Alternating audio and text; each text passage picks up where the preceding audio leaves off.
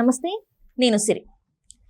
ఏపీలో రాజధాని అయిన అమరావతి గురించి అయితే ఇప్పుడు అంతటా చర్చ జరుగుతుంది. ఏంటంటే అమరావతిని అంతర్జాతీయ ప్రమాణాలతోనైతే తీర్చిదిద్దాలని చెప్పేసి చంద్రబాబు నాయుడు గారు ఒక సంకల్పం చేశారు. సో దాని ద్వారానే ఇప్పుడు అన్ని రకాలుగా అక్కడ ఏదైతే అభివృద్ధి కార్యక్రమాలు జరుగుతున్నాయో అది ఇంకా నెక్స్ట్ ఇంకా అంతర్జాతీయ ఏదైతే దేశాలు ఉన్నాయో వాటికి ధీటుగా అన్నట్టుగానే అక్కడ ప్రణాళికలు సిద్ధం చేశారు. పనులు కూడా అలానే చేస్తున్నారు అన్నట్టు అయితే మరి వార్తలు వస్తున్నాయి. ఇందులో ఎంతవరకు వాస్తవం ఉంది ఏంటి అనే అంశాన్ని మనకు వివరించడానికి మనతో పాటు ఉన్నారు ప్రముఖ సీనియర్ జర్నలిస్ట్ జగదేవ్ గారు. నమస్కారం సార్. నమస్తే సార్, అంటే ఏపీ రాజధాని అమరావతి, కానీ గత 10 సంవత్సరాలుగా ఏపీకి రాజధాని లేదు. కానీ ఇప్పుడు ఏపీ రాజధాని అమరావతి అయిన తర్వాత పనులు, అభివృద్ధి పరంగా పనులు మాత్రం శరవేగంగానే జరుగుతున్నాయి. కానీ ఇక్కడ ఎట్లా చెప్తున్నారు అంటే అంతర్జాతీయ ప్రమాణాలతో చేస్తున్నారంటే మరి నిజంగా అది సాధ్యమయ్యే పనులేనా? అంటే అంతర్జాతీయం అంటే మామూలు విషయం కాదు, కొన్ని కోట్ల ఖర్చు ఉంటుంది. అంత చేయాలంటే కూడా మనకి మనుషుల సమూహం కూడా చాలా వరకు కావాలి. ప్రతిదీ కూడా డబ్బుతో కూడిందే కావచ్చు, పని చాలా వరకు ఉంటుంది. సో ఇదంతా కూడా చేసి అంటే ఇంత కరెక్ట్గా చేయడానికి మన అంతర్జాతీయ ప్రమాణాలను చెప్పడానికి లెవెల్ అయిపోతుందా, కరెక్ట్గా తూగుతుందా లేదా, అసలు ఏంటి? అంటే అంతర్జాతీయ ప్రమాణాలు అని అంటే నాకు అంటే చిన్న ఎగ్జాంపుల్ చెప్తూ స్టార్ట్ చేస్తాను మీరు అడిగిన క్వశ్చన్కి. ఒక 20 years 15 years బ్యాక్ నేను ఒక సర్వే చదివానమ్మా. ఏంటంటే ప్రపంచంలో ఉండే గొప్ప నగరాలు అన్ని రకాలుగా, అంటే పొల్యూషన్ ఫ్రీ, రిస్క్ ఫ్రీ, తర్వాత దాన్ని ఏమంటారు, దాన్ని ఏదో అంటారు, వాడు గుర్తు రావట్లేదు, అంటే ఇంత ఏరియాలో ఇంత జనాభా అంతకు మించి ఉంటే గుర్తు రావట్లేదు, సరే అట్లా మొత్తం ఇక పచ్చదనం కానీ అన్నిటికీ ప్రయారిటీ ఇస్తూ రిస్క్ లేకుండా ఎంతమంది జనాభా ఉన్నారు దాన్ని బట్టి కూడా అంతమందికి సరిపడా మౌలిక వసతులు కానీ, నీరు కానీ, పొల్యూషన్ లేని గాలి కానీ పీల్చి అన్ని రకాలుగా చేస్తే, ఒక సర్వే చేస్తే టాప్ 100లో భారతదేశం నుంచి ఒక నగరం కూడా లేదంట. ఒక 52 నాకు సరిగ్గా ఫిగర్ గుర్తులేదు, ఒక్క చండీగఢ్, బెంగళూరు ఒకటి వచ్చింది అంతే. అంటే బెంగళూరు అంటే green city maybe but Chandigarh అయితే ప్లానెట్ సిటీ అంటే. మీకు బెంగళూరు కూడా పొల్యూషన్ ఎక్కువ అయిపోయింది కదా. ఈ రోజు కూడా బెంగళూరు ఎంత పరిస్థితిలో మనం చూస్తాం. అంటే మేము చిన్న ఉన్నప్పుడు గ్రీన్ సిటీ అంటే బెంగళూరు అని జనరల్ నాలెడ్జ్ బిట్ ఉండేది. సో అట్లాంటివి తర్వాత 100 తర్వాతే ఉన్నాయి మనవి ఆప్షన్ తీసుకుంటే. సో ఎందుకు ఉన్నాయనంటే ఇవే. సో అలాంటి నగరం మన భారతదేశానికి లేదా, రాదా అంటే ఆల్రెడీ ఎస్టాబ్లిష్డ్ అయిపోయినా చేయలేం, మార్చలేం. కొత్తగా నగరాలు ఏర్పడిన ఇప్పటి నుంచి అయినా వెళ్దాం. ఇప్పుడు మనకు చూడండి ఊర్లలో ఎలా ఉంటుంది, ఇరుకిరుకు సందులు, ఆ షేర్ ఆటో తప్ప, మామూలు ఆటో తప్ప ఒక కారు కూడా వెళ్ళడానికి కష్టమే, ఎదురు నుంచి ఒక బైక్ కూడా క్రాస్ అవ్వదు. అదే కొత్తగా ఏర్పడిన కాలనీలు అయితే ఒక 20 అడుగులు కనీసం రోడ్డు, మళ్ళీ అటు నుంచి ఒక 5 అడుగులు కాలువకి, ఇటువైపు ఒక 5 అడుగులు కాలువకి, అక్కడి నుంచి వాళ్ళ గుమ్మాలు కట్టుకోవడం, ఇవన్నీ ప్లాన్డ్గా. అలాగే కొత్తదైతే చేయగలము. ఇప్పుడు కొత్తగా ఏర్పడుతున్న ఏంటి అంటే అమరావతి. అందరి నోళ్ళలో వినిపించేది అమరావతి. దీనికి బాబు గారు ఇప్పుడే కాదు, ఆయన ఇప్పుడు కూడా నిజంగా విజనరీ అని అంటారు, అది హ్యాట్స్ ఆఫ్ అండి. అంటే అందరికీ రాదేమో ఆ టాలెంట్, కొంతమందికి వస్తుంది. అందరికీ తెలివితేటలు ఇస్తాడు దేవుడు, కొంతమందికి అలాగ ముందు చూపు ఉంచే ఆలోచన అనేది కొంతమందికి ఉంటుంది. ఇప్పుడు ఇండస్ట్రీలో అయితే సూపర్ స్టార్ కృష్ణ గారు అంటే ఏ సినిమా చూసిన వెంటనే ఇది ఇన్ని లక్షల, అప్పుడు లక్షలు కదా, ఇన్ని లక్షల, ఇన్ని రూపాయలు, ఇన్ని సెంటర్లో ఆడుతుంది చూడండి, రాసి పెట్టుకుంటాను. అలాగే జరిగేదండి. భగవంతుడు ఆయనకి ఆ శక్తి ఇచ్చాడు. ఏ సినిమా ఆడుతుంది, ఏ సినిమా ఆడదు, ఏ సినిమా బీసీ సెంటర్లో ఆడుతుంది, ఏ సినిమా ఏ సెంటర్లో ఆడుతుందో కూడా నెంబర్తో సహా చెప్పేసేవాడట ఆయన. That is super star Krishna గారు, మహానుభావుడు ఎక్కడున్నారు కానీ. అంటే అంత టాలెంట్ కొంతమందికి ఇవ్వడు దేవుడు, కొంతమందికి ఇస్తాడు. సో ఈయనకి ఏంటంటే అప్పట్లో 99 టైంలో బిల్ క్లింటన్ గారిని ఎవరినో పిలిపించారు, తర్వాత పెద్ద హేమీలు వచ్చారు, హైటెక్ ఆ టవర్స్ కట్టి విజన్ 2020 అన్నాడు. అందరూ అప్పటికి ఎవరికి సాఫ్ట్వేర్ అంటేనే తెలియదు, ఎవరికి సాఫ్ట్వేర్ అంటే ఏంటి, అందులో ఒక డెవలపరు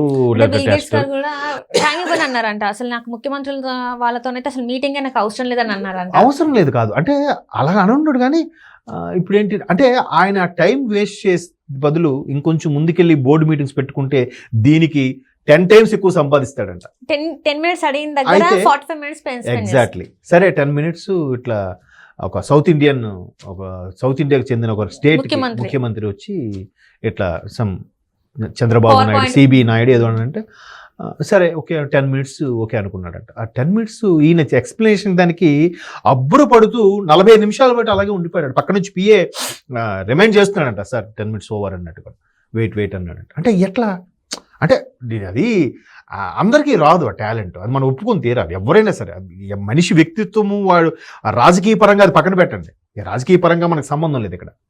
సో అలాగ ఒక్కొక్కరికి ఒక్కొక్క టాలెంట్ ఉంటుంది.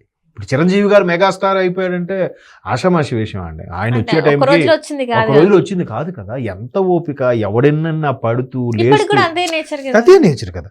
సో అట్లాగా భగవంతుడు దీనికి ఇచ్చాడు. ఇప్పుడు మొన్న ఏం చేశారు, కూటమి ప్రభుత్వంతో పాటు ఏక తీర్మానం చేసి 2047 అని డిసైడ్ చేశారు, 2047.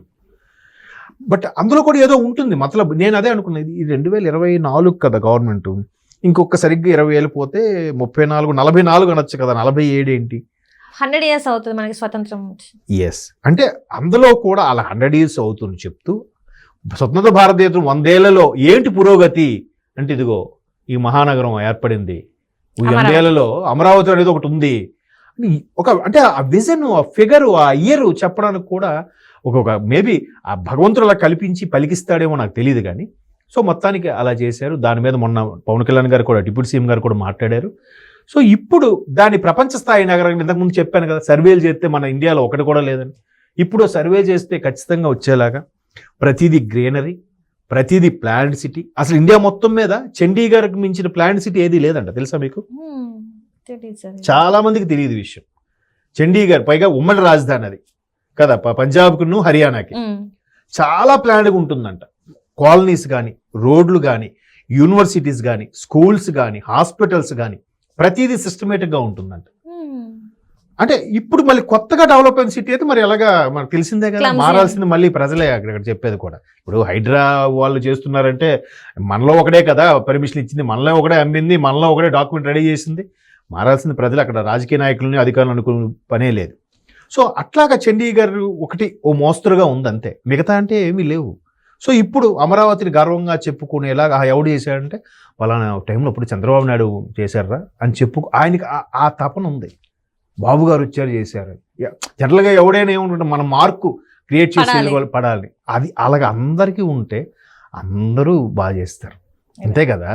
సో అలాగ వచ్చినప్పుడు ఏంటి, ఇప్పుడు విదేశాల్లో అంటే ఎలాగా పైప్ లైన్ మనకి ఎలాగైతే ఒక నుంచి వచ్చి వస్తుందో, గ్యాస్ కూడా మన ఇంట్లో సిలిండర్ ఉంటే ఇప్పుడు చూడండి పలానా దగ్గర పేలింది, ఎక్కడ ఇది అయిందని మనం వింటున్నాం. అలాగే రిస్క్ లేకుండా ఎక్కడో అవుట్కట్స్లో ఒక పెద్ద ట్యాంకర్లా పెట్టుకోవడం, అక్కడి నుంచి పైప్ లైన్, గ్యాస్ లైన్. ఇప్పుడు ఆల్రెడీ అమెరికా లాంటి డెవలప్డ్ కంట్రీస్లో ఆ కాన్సెప్ట్ ఉంది.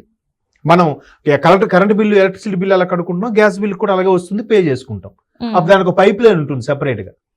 సో అట్లాంటి పైప్ లైన్లు ఎంత కన్జ్యూమ్ చేసాం ఏంటి అనేది అంతే. మరి ఇప్పుడు కేబుల్స్ చూడండి, రోడ్డు మీదకి వెళ్తే ఎక్కడికెక్కడ హ్యాంగింగ్, కొన్ని దగ్గరలో అయితే క్లమ్జీగా ఉంటుంది.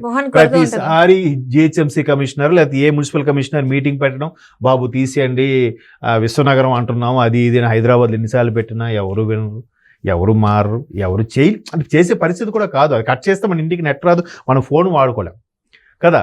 సో అలాగ లేకుండా under ground cable, under ground drainage, ప్రతిదీ ఒక అంతర్జాతీయ ప్రమాణాలు అంటే ఇవే.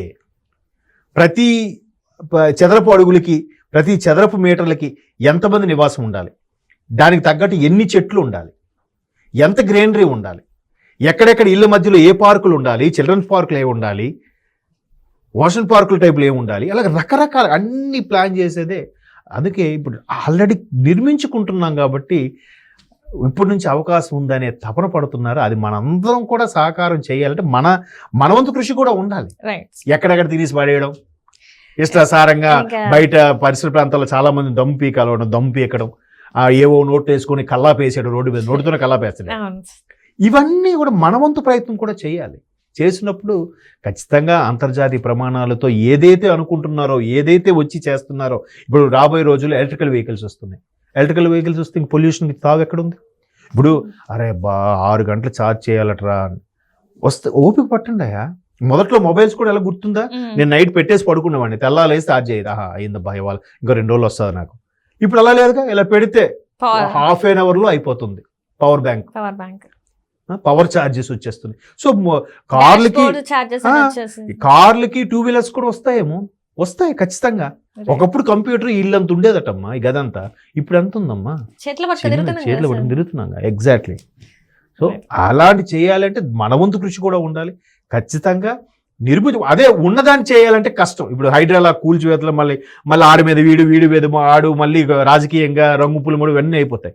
ఉన్నది ఓపెన్ ప్లేస్ లో చక్కగా నిర్మించుకుంటున్నాం కాబట్టి ఖచ్చితంగా అంతర్జాతీయ రేపొద్దు ప్రపంచ దేశాలకు కూడా ఎగ్జాంపుల్ అమరావతి అవుతుండడంలో అతిశయోక్తి లేదు. Thank you so much. Thanks.